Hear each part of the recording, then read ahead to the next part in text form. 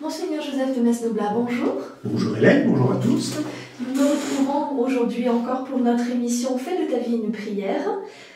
Et aujourd'hui, j'aimerais vous interroger sur le texte que nous entendons en ce moment à la messe, donc qui est la lettre de Saint Jacques. Et Saint Jacques dit dans cette lettre que dans la prière, nous demandons, vous demandez mais vous ne recevez rien. C'est très surprenant cette phrase. Est-ce que vous pourriez nous expliquer un petit peu pourquoi il dit ça? Alors, il est vrai que spontanément, notre prière est ordinairement une prière de demande. Très souvent, lorsque nous nous adressons à Dieu, c'est parce que nous avons besoin de quelque chose. Voilà.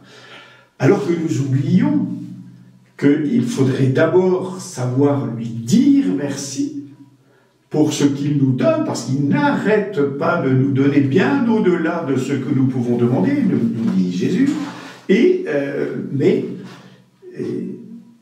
nous inversons souvent, nous commençons par demander, et puis nous espérons bien qu'il nous donnera ce que nous souhaitons.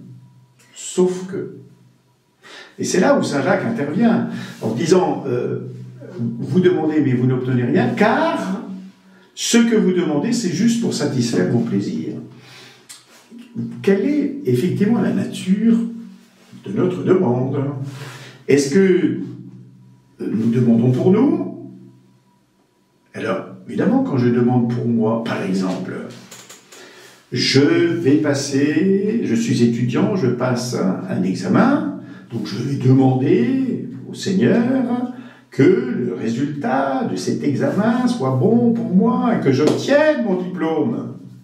Ou, si c'est mon petit-fils qui passe un examen, je vais mettre un cierge en demandant au Seigneur que mon petit-fils ait son diplôme. Je vois immédiatement ce qui me paraît être bon. Mais c'est ce qui me paraît être bon. Est-ce réellement bon pour moi? Je peux être un mauvais juge à mon égard, dans mon discernement. J'aime beaucoup ce pèlerinage qui a lieu à Lourdes avec des gens qui sont pris dans l'alcoolisme.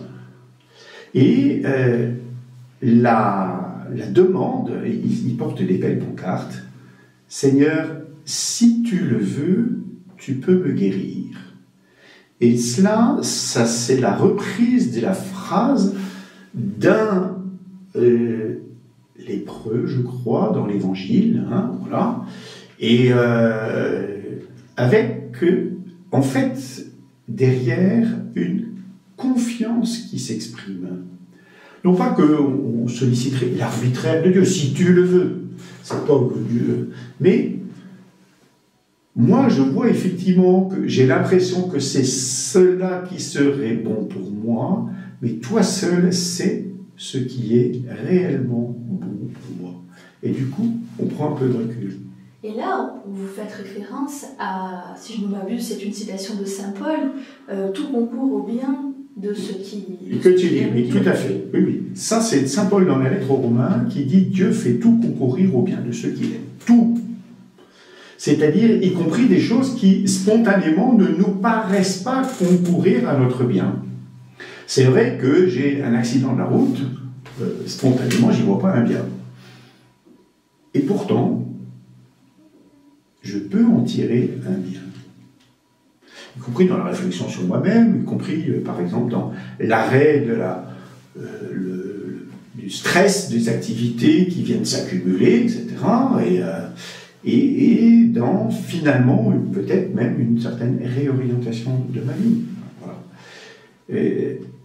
Accepter de ne pas être maître de tout, finalement, c'est à cela que Saint Jacques nous demande de prêter attention. Mais Saint Jacques est presque en opposition avec Jésus quand il nous dit demandez et vous recevrez. Oui, mais c'est là où il est intéressant que Jésus, à propos de la demande, dit Lequel d'entre vous, si son fils lui demande un œuf, lui donnera un scorpion? Voilà. Si vous qui êtes mauvais, vous savez donner de bonnes choses, combien plus votre Père donnera de bonnes choses? Mais surtout, combien plus donnera-t-il l'Esprit Saint? Au-delà des choses matérielles, ce que Dieu accorde d'abord en premier, c'est son esprit d'amour. Or, l'Esprit Saint fait grandir en nous l'amour, mais aussi la confiance.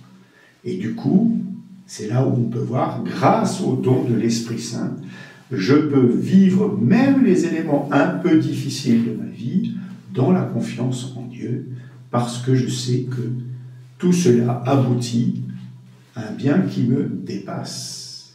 Je ne contrôle pas, mais ça, c'est le plus difficile.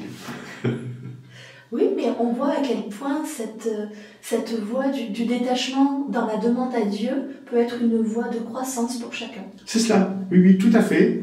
Mais elle est âpre, parce que spontanément, nous aimerions être maître. Ça, or, accepter une certaine démaîtrise, ça n'est pas facile. Parce qu'il ne faut pas non plus être une girouette qui se laisse bousculer, mais de reconnaître qu'il y a quand même un lien dans ce que je fais et que, comme le disait Stan Rogier, Dieu écrit droit avec des lignes courbes. Voilà. Et fondamentalement, je crois que la prière de demande ne peut pas être un chantage. Parfois, nous sommes un peu j'ai souvenir une personne qui m'avait dit, elle avait eu un accident, elle me dit, pourtant j'étais en train de dire mon chapelet. Mais qu'est-ce que ça aurait été si elle n'avait pas dit son chapelet? Voilà, ça c'est... Monseigneur, merci beaucoup pour cet éclairage. Je vous en prie. Et donc je vous souhaite une bonne fin de journée et nous nous retrouvons bientôt pour un nouvel épisode de Fais de ta vie une prière.